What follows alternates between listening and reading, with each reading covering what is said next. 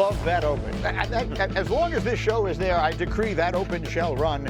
Here is the man, Dominique Foxworth, ready to answer a series of hard-hitting football questions, whether he is ready to or not. Let's start with rookies. All right, let's start with the most intriguing rookie quarterback is who? I mean, it's kind of a cop-out, but it's the #1 overall pick, Cam Ward. He's gotten better year after year on his way from high school all the way to the pros. His ceiling as far as athleticism and arm talent is as high as anyone in the league. Going to a situation where he is not competing for a starting job, I'm looking forward to seeing how special this player can be. And Greeny, that's why the news yesterday was, as you would say, sneaky big news that Will Levis underwent shoulder surgery or is having shoulder surgery that will knock him out for the season.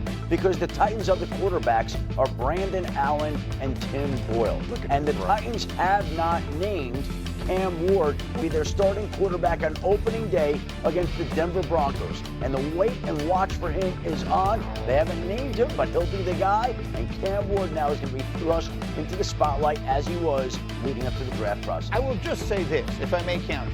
I just looked up the definition of the word intriguing, and it says engaging the interest to a marked degree. Now, maybe I'm sort of parsing You're words. not at a market degree? I'm at a market degree. No, marked. Not a market degree. A marked degree. Cam Ward is going to be the starting quarterback in Tennessee. He was going to be regardless, and we're going to see how that thing plays out. The most intriguing rookie quarterback to me is definitely Shedeur Sanders, because I am markedly interested, to a marked degree interested to see, is he the player that many, like Mel Kiper, thought he was, or is he actually the guy who fell to the 5th round? And I don't know that we'll know that in this training camp, but we'll start getting that answer. I'm intrigued by that. Let me just say that every rookie quarterback is always intrigued. That's true. Because you don't know whether your team hit and is going to be set for years to come, Right. or your team missed and is going to be back in that market for another quarterback. You say right now that Shedeur Sanders is the most intriguing.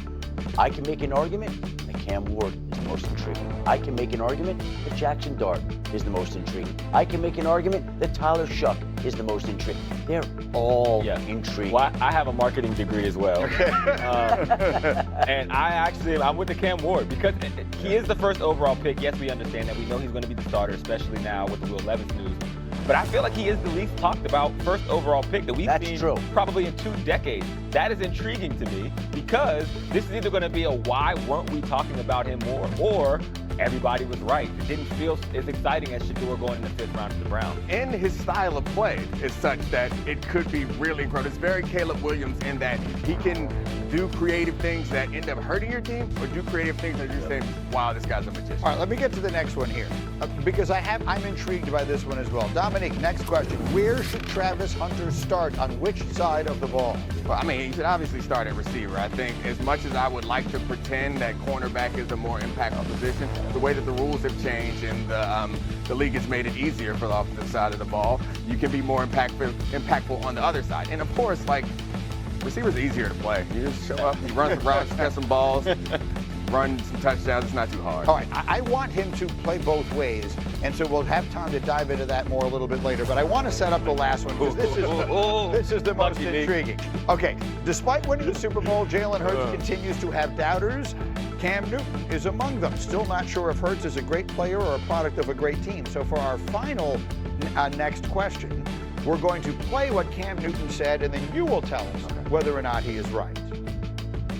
It's hard for me to grade Jalen Hurts with the metrics that with the talent that he has around him. Hurts does not have to play elite for the Philadelphia Eagles to win. We're not asking you to win the game. We're just asking you not to lose it. But when you ask that question, are we winning because of you, solely because of you?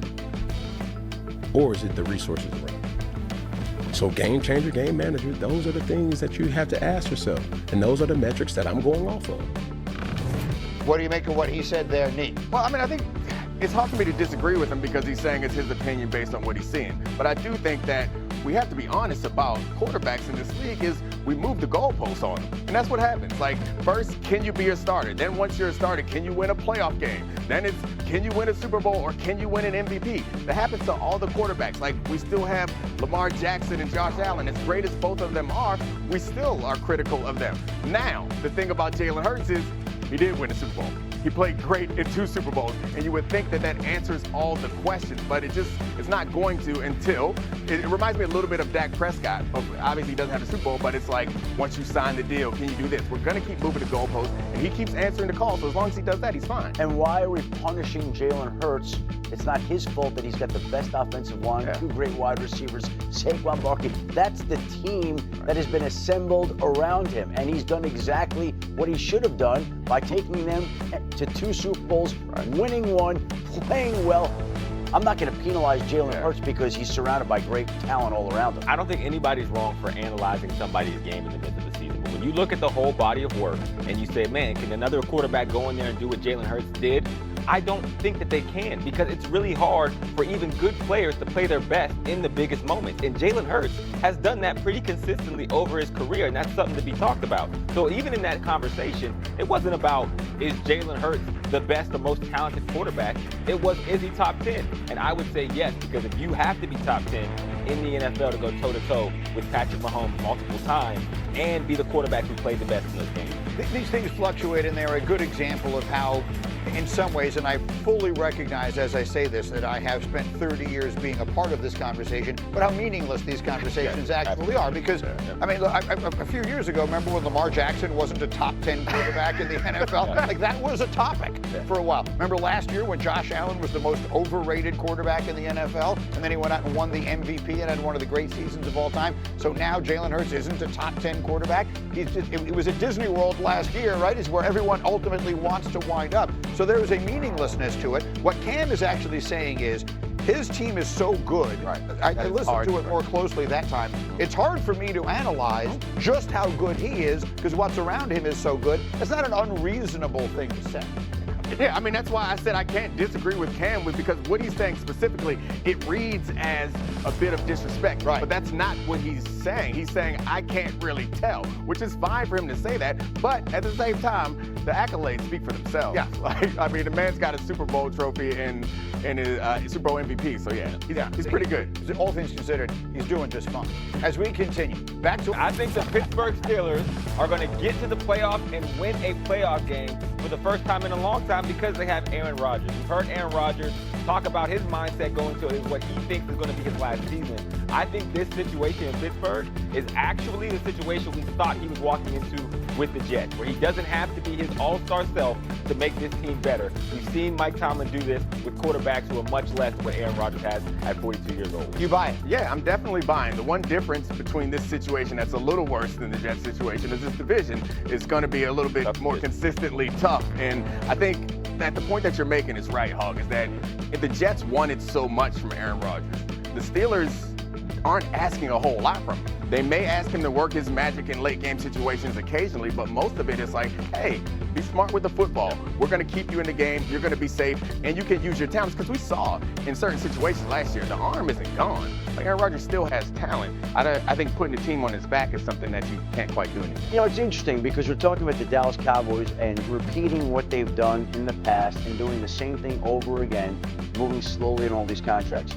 The Pittsburgh Steelers for years have done things the exact same way. This feels like the first offseason where they broke the mold and acted very un-Steeler-like. They traded for DK Metcalf. They traded for Jalen Ramsey. They traded for Jonnu Smith. They signed Aaron Rodgers. They did a lot of things that Steeler teams in the past wouldn't have done. They've never been one of the most aggressive teams in the league. They have relied on drafting their players, developing them, leaning on the values of being a Pittsburgh Steeler.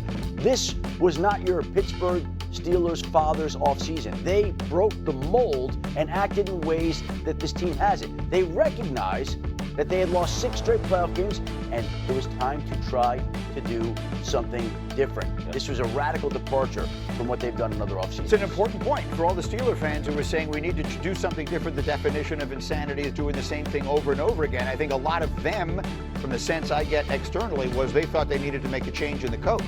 I think that they did the right thing by keeping the coach because he's a great coach and changing around the philosophy because the philosophy had gotten stale. And by the way, as to the division, I understand why you say that. The Ravens are really good, but the Bengals best defensive player just drove home to Jacksonville. Don't know where he is. The Browns we're talking about them like they may have the first pick in the draft next year. The NFC North, NFC East, AFC West, I think are all better divisions.